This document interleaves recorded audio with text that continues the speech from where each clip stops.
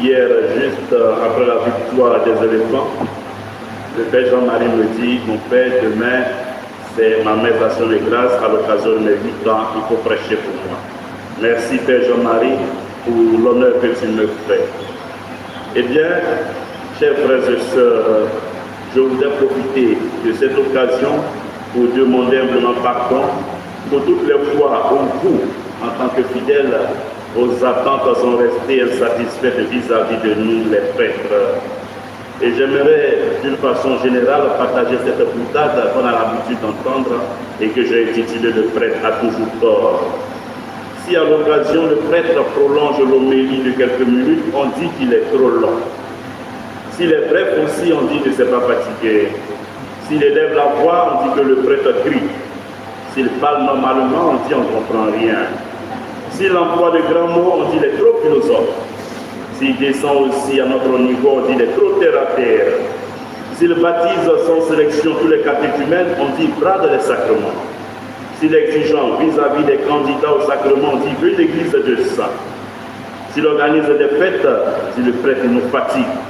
S'il n'organise rien, on dit la paroisse est morte. S'il prend son temps avec les gens, on dit n'en finit pas. S'il se dépêche, on dit n'écoute pas. S'il commence les offices à l'heure, on dit c'est un maniaque. S'il commence 1 minute trop tard, on dit retarde tout le monde.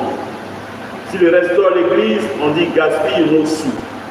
S'il ne fait aucun travail, on dit laisse tout se gâter. S'il est jeune, on dit manque d'expérience. S'il est vieux, on dit doit prendre sa retraite. Et quand il meurt, on dit ah, c'était un bon prêtre. Eh bien voilà, le prêtre a toujours tort. Car nous ne sommes que des instruments. L'argile dans la main du potier, la truelle dans la main du maçon qui est Dieu, avec nos fragilités et nos faiblesses. Et nous avons plus besoin de vos prières pour répondre chaque jour un peu plus à celui qui nous a appelés à partager son saint sacerdoce, Jésus-Christ. Alors Père Jean-Marie, partager le sacerdoce du Christ, quel honneur! Oui, Père Jean-Marie, tu partages le sacerdoce du Christ depuis le 30 janvier 2016. C'est un honneur, Dieu qui t'associe à son œuvre. Merci pour le don de la vie. Merci d'avoir répondu joyeusement à l'appel du Maître. Partager le sacerdoce du Christ, quel bonheur! Père Jean-Marie, tu l'as déjà expérimenté, car tu as eu à accompagner des fidèles, à administrer le sacrement de baptême, de l'Eucharistie, de la confirmation, du mariage, l'onction des malades, le pardon et la réconciliation. Tu as eu à célébrer à plusieurs reprises le mystère de l'Eucharistie. Et voilà que tu es donc un intendant de ces mystères-là. Prends-en soin, Père Jean-Marie, et reste ce prêtre qui apporte le soulagement, le réconfort aux fidèles. La devise que tu as choisie, c'est Seigneur, donne-moi la sagesse assise auprès de toi. Oui, que la sagesse de Dieu t'habite, afin d'être celui qui apporte l'espérance, comme l'a montré le Christ dans la page de l'Évangile. 2 personnes malades, et voilà que le Seigneur agit. Il apporte l'espérance. Avec Saint Marc, nous sommes invités à voir justement dans la femme qui a perdu, la femme qui perdait le sang pendant 12 ans, l'humanité devenue stérile.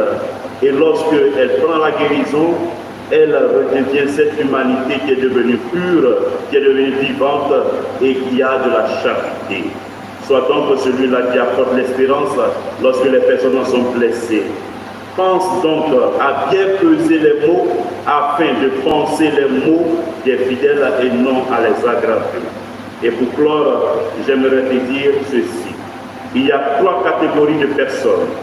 Il y a ceux qui font le bien en passant de façon occasionnelle.